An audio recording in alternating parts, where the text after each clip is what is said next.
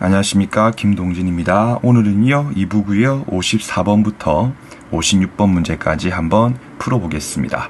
먼저 54번 문제를 보시면요, 이 물건이라고 하는 파트는 이제 필연적으로 이제 물건법하고 이제 연결되어 있는 주제가 되겠습니다. 해서 너무 또 이제 물건법상 쟁점을 많이 공부하면 또 공부해야 될 분량이 늘어나기 때문에 여기 있는 지문 정도로서 정리해도 충분해 보입니다. 자, 먼저 1번 지문에 보시면요, 유동집합물의 경우다. 이것도 특정이 가능하면, 여기 있는 특정 가능하면 뜻이 뭐냐면 여러분들, 다른 물건과 구분할 수 있다. 다른 물건과 요 물건을 구분할 수 있었을 경우는요, 하나의 물건으로 볼 수 있기 때문에 1번 지문은 옳은 지문 처리하시면 되겠습니다. 자, 이제 2번 지문 같은 경우는요, 물건법 제256조 본문하고 이제 단서에 대해서 묻고 있는 지문인데 한번 설명 들어보실게요. 자, 2번 여기다 할까요, 여러분들? 이렇게 이제 갑 소유의 땅이 있고요, 을이 있습니다. 해서 을이 이제 나무를 심었던 식재자이고요. 이렇게 나무가 있다라고 해봅시다. 갑이 이제 토지의 소유자다까지 해놓고요. 요랬을 때 이제 이 나무의 소유권 자체가 토지에 부합될 것인지 아닐 것인지에 관한 부분이거든요. 그거는 요 을 같은 경우가 토지에 대해서 사용 등을 할 수 있는 권원, 예를 들면 우리 시험 범위인 임차권 같은 것들이 있는 경우하고 없는 경우로 구분됩니다. 그래가지고 을 같은 경우가 토지에 대해서 점유 사용 등을 할 수 있는 임차권 등의 권한이 있었을 경우는요, 그때는 수목이 토지와의 관계에서 부합되지 않기 때문에 식재자 을 소유에 속하게 되고요. 말고요, 이런 거 전혀 없이 이제 을이 나무를 심었을 경우는요, 토지에 부합이 돼버리기 때문에 갑 소유가 되는 것이거든요. 그럼 다시 여러분들 선지에 보시면요, 건원 없이라고 지금 돼 있지 않습니까? 그럼 그 중간에 있는 말들은 뭐 필요 없는 말들이고요. 수목 같은 경우는 토지에 부합이 된다기 때문에 2번 지문이 틀린 지문입니다. 따라서 정답은 2번이다까지 하시고요. 자, 올해 이제 여러분들 수목에 대해서 출제가 됐기 때문에 내년 시험 문제 풀 때 이 수목하고 꼭 비교할 게 있죠. 농작물. 얘는 종종 시험 문제에서 출제가 됩니다. 이 두 개를 달리 취급하는 게 판례의 입장이죠. 해서 농작물의 경우에는 무단으로 경작을 했을 경우에도 이 농작물이 성숙했을 경우는요, 경작자 을 소유가 된다라고 보는 것이 판례의 입장이기 때문에 수목과 농작물을 잘 비교해가지고 문제를 풀어주시면 되겠습니다. 그 다음에 3번은 기출지문이죠. 명인방법 갖춘 수목 같은 경우는 독립한 물건이 되는 것이기 때문에 토지하고 분리해가지고 거래개체가 될 수 있기 때문에 3번 지문도 옳은 지문이고요. 4번 지문 같은 경우는 그냥 거의 매년 출제가 된다고 보시면 되죠. 주물과 종물 관계가 인정되기 위해서는 둘 다 동일인 갑소유인 게 필요하다. 민법 제100조.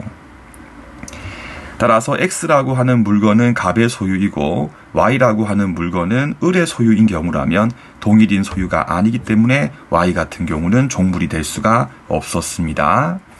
그 다음에 5번 같은 경우도 이제 임차권하고 지상권, 과거의 지상권으로서 한번 출제가 됐던 내용인데 동일한 쟁점이죠. 그래서 이렇게 이제 갑 소유의 땅이 있고요. 이제 을 같은 경우가 토지를 사용 등을 하기 위해서 지상권이나 또는 임차권 같은 권리를 가지고 있는 상태에서 이렇게 을이 건물을 소유하고 있었다. 소유권. 그랬을 때는 건물의 소유권이 주된 권리고요. 지상권, 임차권 등이 종된 권리였죠. 그리고 우리 판례 같은 경우는 주된 종된 권리의 경우도 똑같은 법리를 유출을 하고 있지요. 따라서 주물 종물의 법리 같은 경우는 건물의 소유권이라고 하는 주된 권리, 그리고 건물을 소유하기 위한 지상권, 임차권 같은 종된 권리의 경우도 유출을 인정하고 있기 때문에 5번 지문도 옳은 지문 처리하시면 되겠습니다. 그 다음에 이제 올해 시험 문제 중에 조금 어려웠던 내용이 55번 문제입니다. 다음 설명 중 옳지 않은 것은 무엇입니까? 일단 먼저 1번 지문 같은 경우는요, 제 기억에 2014년도에 이미 출제가 됐던 내용입니다. 위약벌 약정에 밑줄 그으신 다음에 위약벌 약정은 손해배상액의 예정의 합의가 아니기 때문에 민법 제398조 제2항이 유추 적용될 순 없는 거다. 그러므로 부당하게 가다했을 경우도 법원이 직권에 의해서 감액은 할 수 없다. 다만 이거와 비교해가지고 2번이죠. 민법 제103조에 의해서 무효는 될 수 있다라고 많이 강조했던 부분이죠. 따라서 그 뒤에 선량한 풍소 기타 사회질서에 반할 여지는 있기 때문에 1번 지문이 틀린 지문이고요. 정답은 이제 1번이 될 겁니다. 이제 2번 지문이죠. 문제 자체에 대해서 출제할 때 여러분들 정답이 아닌 것들은 되게 어렵게 내고 했을 때 처음 보는 게 나왔을 때는 그냥 보통 정답이 아니다 라고 생각을 하자. 2번 여러분 제가 일단 설명을 드릴 건데 2번 지문까지 우리가 챙겨야 할 내용은 아닙니다. 챙겨야 할 내용은 아니다.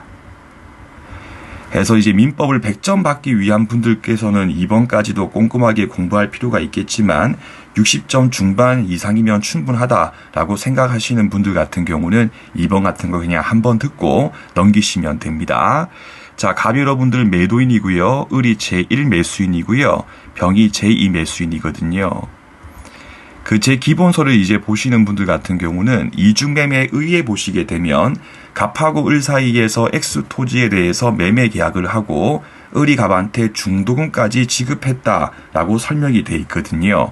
다시 한번 2번 지문에 보시면 부동산 X 토지에 대한 매매 계약에서 계약금만 수수했는데 힌트가 있죠. 이행에 착수하기 전이다. 그러면 민법제 565조 해약금액에 의해서 해제를 할 수가 있지 않습니까? 그렇다면 매도인 갑하고 병 사이에서 배입행위에 적극적으로 가담을 했다 하더라도 갑 같은 경우는 민법제 565조에 근거해가지고 을과 의 제1 매매 계약을 해제할 수가 있기 때문에 이 경우는 갑하고 병 사이에서 이루어진 두 번째 매매 계약 같은 경우는 103조에 의한 무효가 아니기 때문에 2번 지문은 옳은 지문 처리를 하시면 됩니다. 다만 그냥 패스를 하자. 3번 지문은 이제 기출됐던 내용이고 많이 봤던 내용이죠. 보험사고를 가정해가지고 보험금을 부정취득할 목적으로서 다수의 생명보험계약을 했을 경우에는 103조에 의해서 무효가 되는 것이기 때문에 3번 지문 옳은 지문이고요.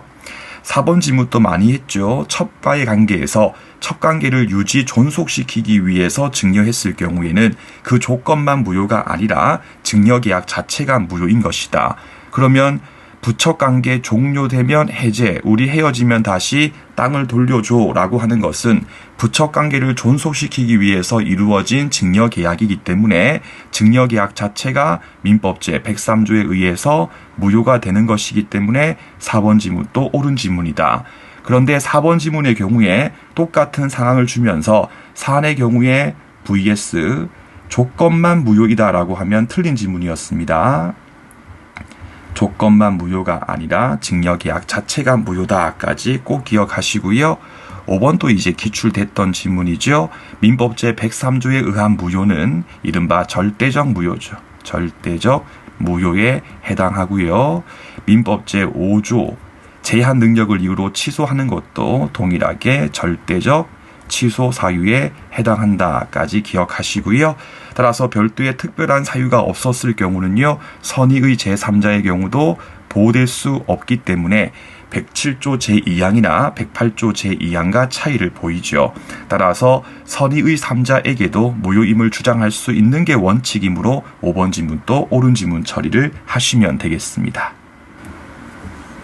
다음 56번 문제를 보실게요. 이 56번 문제가 이제 올해 문제 중에 100점 방지용 문제라고 보시면 돼요.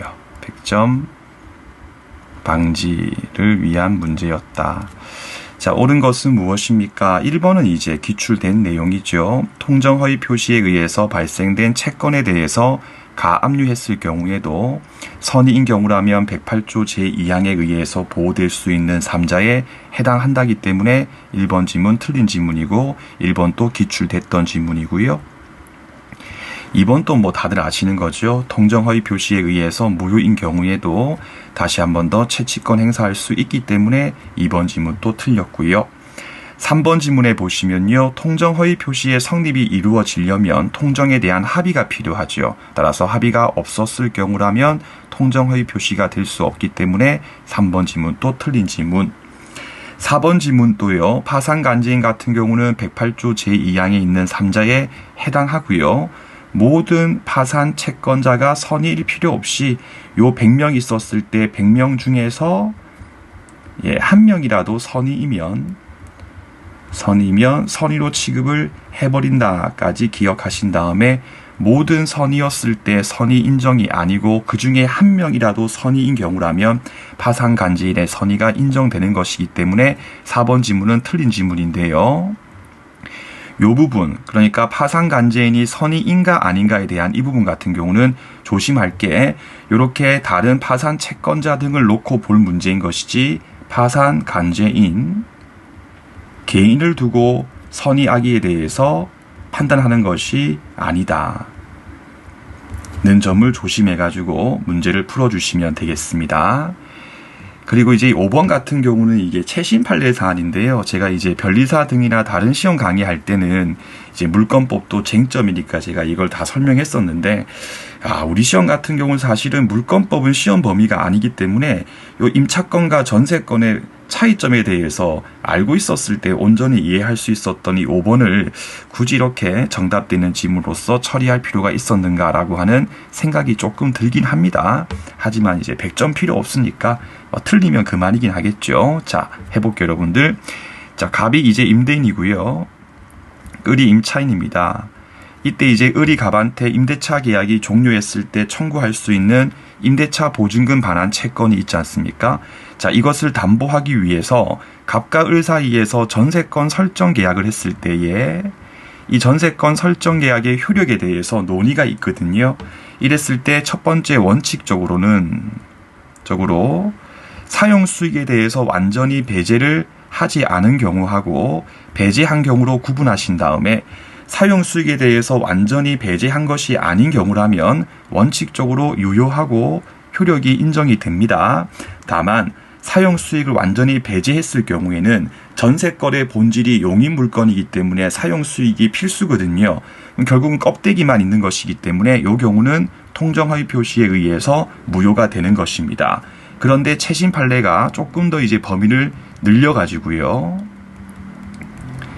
자, 임차권하고 여러분들 전세권의 근본적인 차이가 있죠. 임차권하고 전세권의 경우에 근본적인 차이가 뭐냐면 임차권의 경우에는 유상계약으로서 차임이라고 하는 것이 필수고요. 차임이 필수에 해당하고 전세권의 경우 여러분들 전세금이 필수지.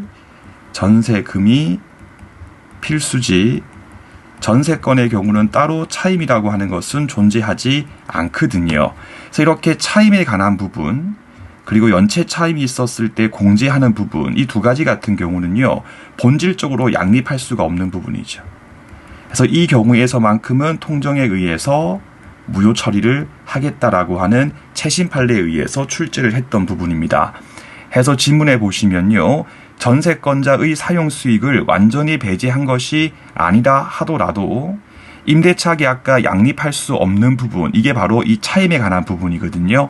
이 부분 같은 경우는 통정허위 표시에 의해서 무효된다라고 봤던 게 최신 판례이기 때문에 5번 지문은 옳은 지문인데 이런 거 다 맞춰가지고 시험 문제 풀 수는 없는 것이기 때문에 여러분들 최신 판례에 대해서 공부를 하실 때도 마음 먹고 공부하시면 민총하고 채권법 최신 판례만 해도 한 60개 이상 되거든요, 여러분들. 근데 이거 다 공부하는 것 자체가 또 이제 우리 시험에는 좀 부합하지 않는 측면이 있기 때문에 이런 거 여러분 너무 신경 쓰지 마시고요. 꼭 나올 수 있는 중요한 것들 위주로서 최신 판례 대비를 하시면 되겠습니다. 저는 또 다음 영상에서 인사드리겠습니다.